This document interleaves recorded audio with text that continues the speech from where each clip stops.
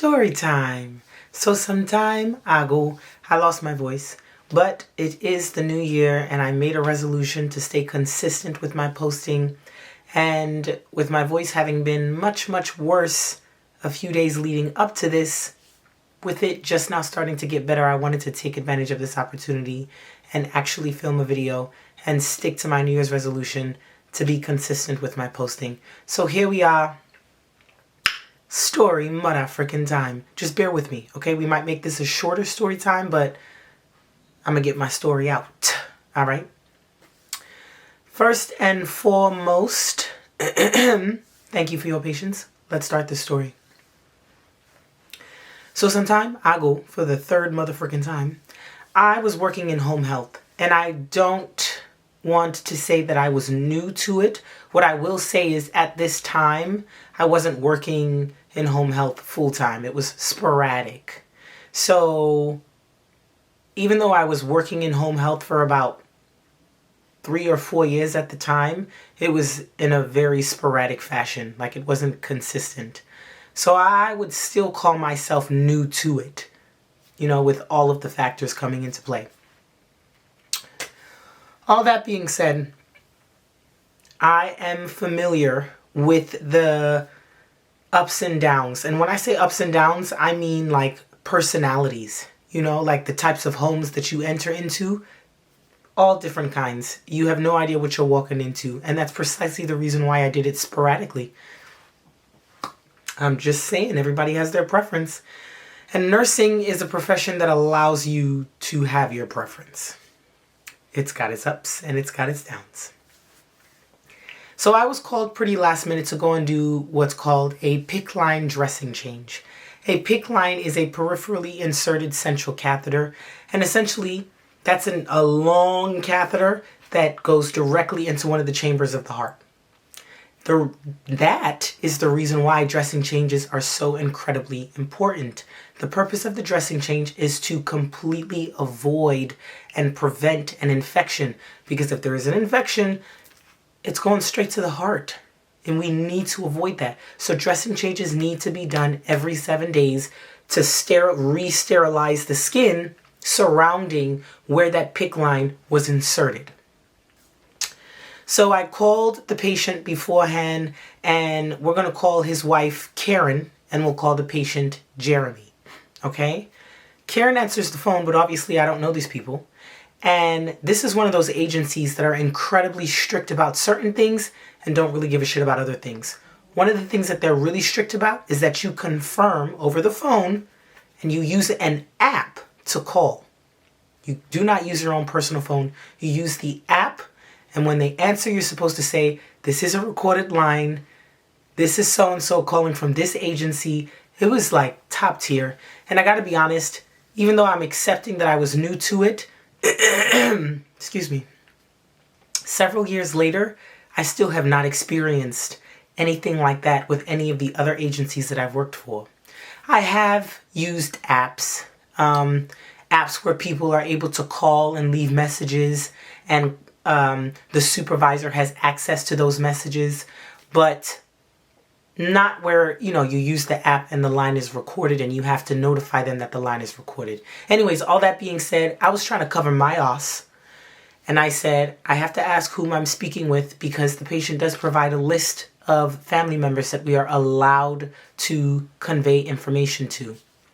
And she was like, okay, well, I guess I'm his wife. I guess I'm his wife. Listen, I asked you who I was talking to. That is the part that I wanted to be caught on the recording. And you said wife, period. So I got that confirmation. I'm talking to the wife. I said, well, my name is Ashley. Yeah, I said that already. But I just figured that in some cases, it just makes them feel a little bit better when you say who you are again after they tell you what your relationship is. It's really just all psychological.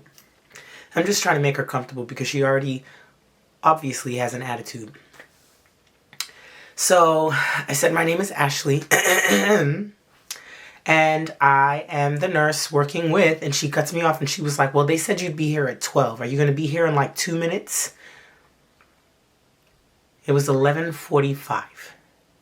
11:45 plus 2 minutes would bring you to 11:47, not 12 o'clock in the afternoon. I did not say all of that. This line is recorded. I will come across as incredibly professional and not ratchet or sarcastic. I said, well, I was calling to let you know that 1, yes, I am on my way, but 2, I'll get there a little closer to 12:15. My previous patient ran over a little bit. She said, okay, whatever, bye. Hangs up the phone. I was like, great. This is going to be a great experience. So I get there, she hands me booties, and as she's handing me the booties, I don't care that you're handing me booties, it's your house. I'm not going to tell you no, I'm not going to do what your house rules are. As long as it's not outlandish or demeaning. But as I'm putting the booties on, standing in the doorway, she's like, and I do hope you planned on washing your hands. Bitch. So then I said, I was hoping to be able to take care of one thing at a time. The plan was, yes, to ask if I could use one of your appointed restrooms to wash my hands after I put the booties on that you just handed me. She doesn't say anything, she just points. I wash my hands, and then I go introduce myself to Jeremy, the patient. Did I say that we're naming him Jeremy? Yeah, because I said we're naming the bitch Karen. Anyways, I get over to Jeremy. Jeremy is mad cool, big cool, hella cool. I introduce myself. Jeremy's like, thank you so much for coming, Ashley. I really appreciate this. I know this was last minute. What do you need me to do? How do you want me to position myself?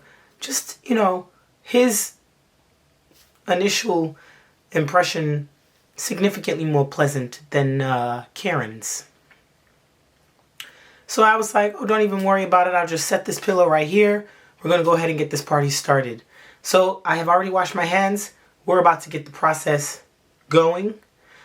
And I barely started to remove the old dressing because you have to take the old dressing off. You have to sterilize the skin and then put the new sterile dressing on. Okay, that's how it works. You can't do it any other way. She says, I've never seen it done like that before. Now what made me feel better is that Jeremy sighed, which makes me feel now that everybody in this house and outside of this house that know of her don't like her. All I needed to see was the husband's sigh. That's it. That's all I needed to see to confirm that she is the problem. And it made me feel better. So I said, oh, I didn't realize you had a PICC line placed before. You've had to have this done multiple times. And he was like, no. You're only the second person to come to do this dressing change. That means that she's only seen one other dressing change. But now all of a sudden she's familiar enough with it to say that she's never seen it done like that before. It's not coming together. It doesn't make any sense.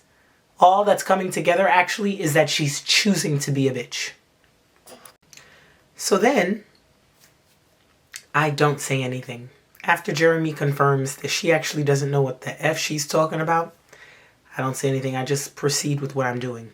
And she was like, listen, if you're not comfortable with this process, then I am comfortable with just having someone else come. You ain't got to tell me twice, bitch. I'm out. Except Jeremy says, no.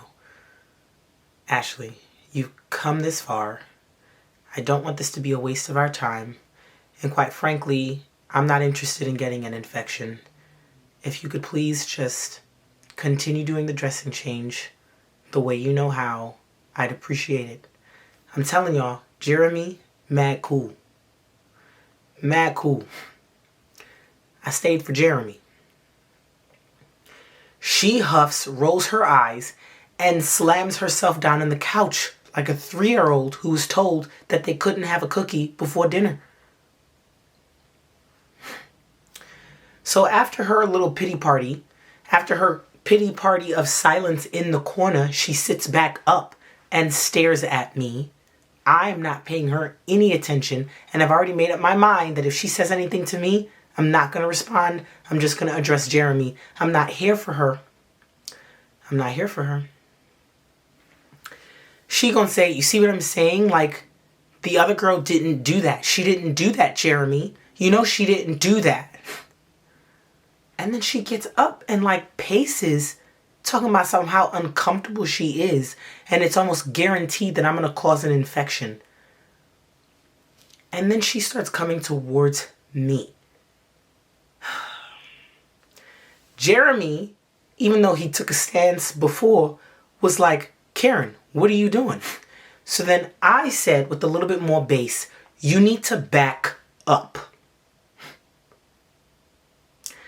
Jeremy looks at me. She looks at me. I'm not threatening anybody. I'm not going to fight anybody. But I am in the middle of a sterile process. That means that if you get too close with your dirty ass, with your dirty self, we are genuinely, truly introducing infection. And my hands are all over this. I've already started this process. If something happens, nobody's going to want to hear all the shit and the commotion that you're doing. It's going to lead back to me. An infection after this dressing change will be my fault. No one's going to want to hear what happened here. Okay? So then after I said that, she was like, excuse me? Now it's Jeremy's turn. Jeremy loses his shit. Jeremy was like, Karen, shut the F up. It was like his voice was raising with each word. He was like, shut up. If you're going to stay in here, keep your mouth shut. Now Karen is bright red in the face. Extremely red in the face. And storms out. And then Jeremy, who's also now red in the face from screaming, says, my apologies. I did not intend for that to happen. We're going through a lot right now. We're all a little bit stressed. I understand if you don't want to come back. I'm telling y'all, Jeremy was mad cool. I finished the dressing change, wrapped my guy back up. I said, don't even worry about it. It's all water under the bridge. I had him sign my little paper confirming that I was there, and I went on my merry way. But as I was walking out and packing my stuff up, this lovely little lady, I don't know who she is. Ooh, my voice is coming and going. But we're nearing the end here. I am going to interrupt this story to say that I am doing a book signing at the Moreno Valley Mall in Moreno Valley on February 1st at 1 p.m. And that y'all should definitely click the link below to order your comic book. If you're interested in coming, please do. I'll be there to sign books, take pictures, meet and greet, whatever you want to call it. So this little old lady, since Karen was the one that brought me in, and she's gone throwing a temper tantrum somewhere in the house, this little old lady, I don't know who she is, we're going to call her Minnie, because she was also super short. She's walking me out and she says, I have to apologize. You know, she's acting like this because you look incredibly similar to the woman her husband, Jeremy, had an affair with. She just wanted you out. Now, she didn't know what I looked like over the phone. Karen had an attitude from the get-go. But this little old lady seems so sweet. I'm not about to be like, no, that don't seem right, because she sounded like a bitch over the phone. Unless they saw a picture of me in some capacity, which they have no reason to before me come in. No.